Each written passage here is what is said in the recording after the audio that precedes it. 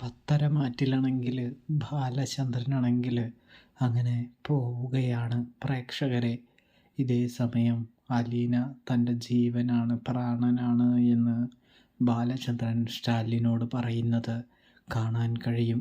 അപ്പോഴാണെങ്കിൽ സ്റ്റാലിനാണെങ്കിൽ ഞാൻ അവളെ പൊന്നുപോലെ നോക്കിക്കോളാമെന്നും യാതൊരു പ്രതിസന്ധിയിലും അവളെ കൈവിടില്ല എന്നും പറയുന്നൊരു കാഴ്ച കാണാനായിട്ട് സാധിക്കുന്നുണ്ട്.